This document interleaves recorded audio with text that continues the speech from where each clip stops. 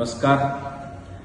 आज जत तालुक्याला खरं स्वातंत्र्य मिळालं म्हणजे काय 70 ते 75 वर्ष झालं जत तालुक्यामध्ये म्हैसाळच्या पाण्यावर प्रत्येक पक्षाने राजकारण केलेलं आहे। यामध्ये ज्या मुद्द्यावर ज्या गोष्टीला जनतेसमोर नेऊन अनेक लोक पाणी आणतो, म्हैसाळचे हे करतो ते करतो, जत तालुक्याला प्रत्येक गावात पाणी आणतो, असे अनेक मुद्द्यावर जी लोक निवडणूक केलेले होते त्या गोष्टीला आता पूर्णविराम लागलेला आहे। आदरणीय देवेंद्रजी फडणवीस साहेब जलसंपदा मंत्री व राज्याचे नेते उपमुख्यमंत्री आणि एकनाथ शिंदे साहेब मुख्यमंत्री या दोघांच्या प्रयत्नातून आज म्हैसाळचे दोन्ही टप्प्याचे कामाचं आज मंजुरी आणि निविदा निघालेल्या आहे। खरं म्हणजे यामध्ये पाणी संघर्ष समिती असतील, अनेक आध्यात्मिक लोक असतील, अनेक लोक या पाणीसाठी प्रयत्न केलेले आहे आणि काही नेत्यांनी मात्र ह्या पाण्याचा मुद्दा घेऊन प्रत्येक इलेक्शनमध्ये वेगवेगळं वळण लावून लोकांना वापर केलेले आहे।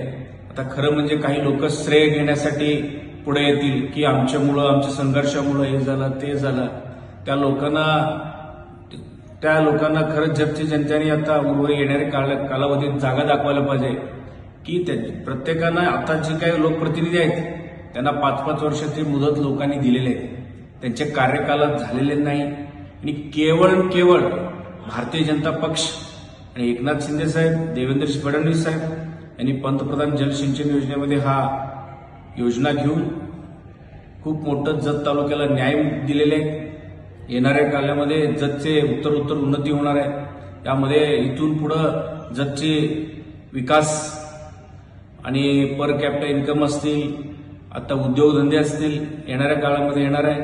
यासाठी मुख्य म्हणजे जतची जनतेने आतापर्यंत ज्यांनी पाण्याच्या मुद्द्यावर सरकारचे विरोध केले, काही लोक थट्टा केले, ह्या विस्तारित योजना होऊ शकत नाही, कधी होणार आहे, काय आहे, त्याचे टेंडर कधी निघणार आहे आणि ही योजना होणार होतं।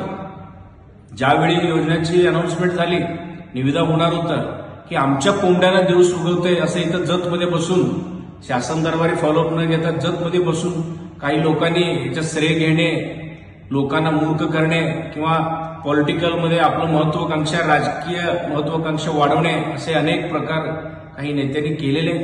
येणाऱ्या काळामध्ये लोकांनी त्यांना त्यांची जागा दाखवावी आणि यामध्ये जतचे भाग्योदय इथून पुढे होणार आहे असं मी सांगतो। आणि यामध्ये देवेंद्रजी फडणवीस साहेब, बावनकुळे साहेब यांना आम्ही सातत्यानं प्रयत्न केलो आणि भारतीय जनता पक्षाचे एक छोटं कार्यकर्ता, एक विधानसभा प्रमुख म्हणून एक वर्षामध्ये अनेक वेळा ज्यावेळी देवेंद्रजींना भेटलो, बावनकुळे साहेबांना भेटलो, याच मुद्द्यावरती आपण चर्चा केलेली आहे। हे आपलं जतमध्ये ह्या मंजुरीचं आनंदोत्सव साजरा होणार आहे। मोठ्या प्रमाणात आपण या योजनेची स्वागत करू, जल्लोष करू आणि इथून पुढे जतचे भाग्योदय होणार आहे। Press the bell icon on the YouTube and never miss another update.